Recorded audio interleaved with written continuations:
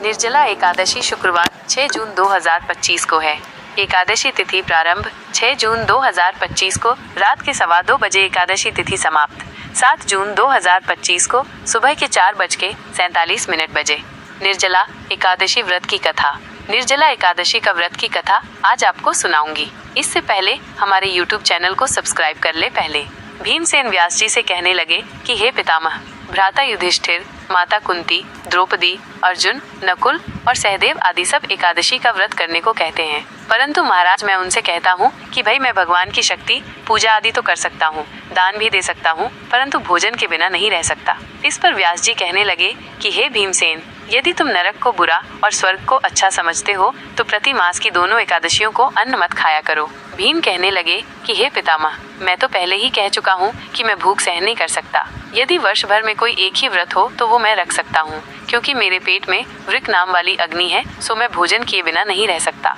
भोजन करने से वह शांत रहती है, इसलिए पूरा उपवास तो क्या एक समय भी बिना भोजन किए रहना कठिन है। अतः आप मुझे कोई ऐसा व्रत बताइए जो वर्ष में केवल एक बार ही करना पड़े और मुझे स्वर्ग की प्राप्ति हो जाए। श्री व्यास जी कहने लगे कि हे पुत्र, बड़े बड़े ऋषियों ने बहुत शास्त्र आदि बनाए हैं जिनसे बिना धन के थोड़े परिश्रम से ही स्वर्ग की प्राप्ति हो सकती है। इसी प्रकार शास्त्रों में दोनों पक्षों की एकादशी का व्रत मुक्ति के लिए रखा जाता है।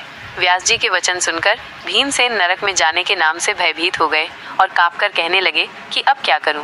मास में 2 व्रत तो मैं कर नहीं सकता, हाँ वर्ष में 1 व्रत करने का प्रयत्न अवश्य कर सकता हूँ। अतः वर्ष में 1 दिन व्रत करने से यदि मेरी मुक्ति हो जाए तो ऐसा कोई व्रत बताइए। ये सुनकर व्यास जी कहने लगे कि वृषभ और मिथुन की संक्रांति के बीच ज्येष्ठ मास के शुक्ल पक्ष की जो एकादशी आती है उसका नाम निर्जला है। तुम उस एकादशी का व्रत करो। इस एकादशी के व्रत में स्नान और आचमन के सिवा जल वर्जित है। आचमन में 6 मास से अधिक जल नहीं होना चाहिए, अन्यथा वो मद्यपान के सदृश हो जाता है। इस दिन भोजन नहीं करना चाहिए, क्योंकि भोजन करने से व्रत नष्ट हो जाता है। यदि एकादशी को सूर्योदय से लेकर द्वादशी के सूर्योदय तक जल ग्रहण न करे तो उसे सारी एकादशियों के व्रत का फल प्राप्त होता है। द्वादशी को सूर्योदय से पहले उठकर स्नान आदि करके ब्राह्मणों का दान आदि देना चाहिए। इसके पश्चात भूखे और सत्पात्र ब्राह्मण को भोजन कराकर फिर आप भोजन कर लेना चाहिए। इसका फल पूरे 1 वर्ष की संपूर्ण एकादशियों के बराबर होता है। व्यास जी कहने लगे कि हे भीमसेन, ये मुझको स्वयं भगवान ने बताया है। इस एकादशी का पुण्य समस्त तीर्थों और दानों से अधिक है। केवल 1 दिन मनुष्य निर्जल रहने से पापों से मुक्त हो जाता है।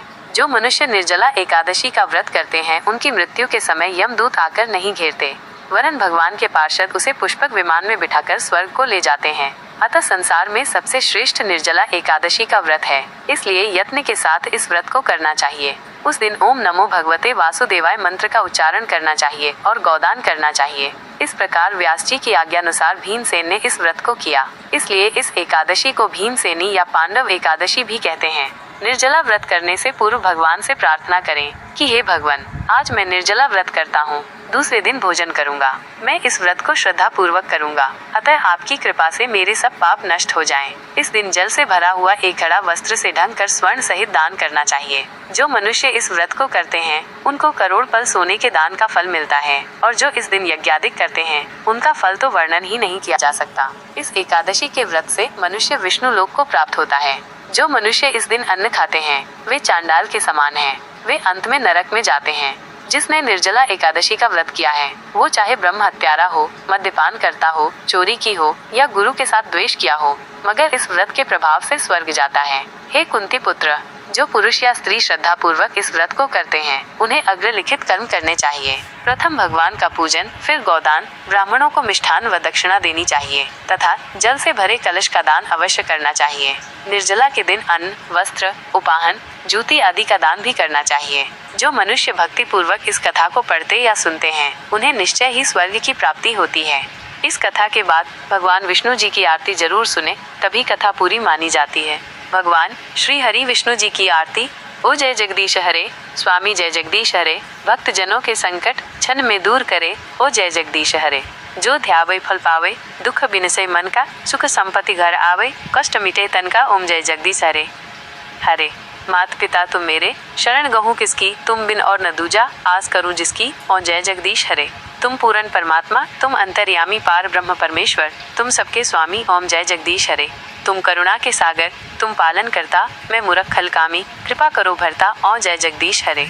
तुम हो एक अगोचर, सबके प्राणपति, किस विधि मिलूं दया में, तुमको मैं कुमति, ओ जय जगदीश हरे।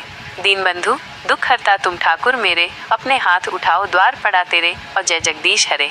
विषय विकार मिटाओ, पाप हरो देवा, श्रद्धा भक्ति बढ़ाओ, संतन की सेवा, ओम जय जगदीश हरे। ओम जय जगदीश हरे, स्वामी जय जगदीश हरे, मायातीत महेश्वर मनवच बुद्धि परे, ओम जय जगदीश हरे। आदि अनादि अगोचर अविचल अविनाशी, अतुल अनंत अनामय अमित शक्ति राशि, ओम जय जगदीश हरे। अमल अकल अज अक्षय अव्यय अविकारी, सच्चित सुखमय सुंदर शिव सत्ताधारी, ओम जय जगदीश हरे। विधि हरि शंकर गणपति, सूर्य शक्ति रूपा, विश्व चराचर तुम ही विश्वभूपा, ओम जय जगदीश हरे। माता पिता पितामह स्वामी, सुहृद भरता, विश्वोत्पादक पालक रक्षक संहर्ता, ओम जय जगदीश हरे। साक्षी शरण सखा प्रिय प्रियतम पूर्ण प्रभु, केवल काल कला निधि कालातीत विभो, ओम जय जगदीश हरे।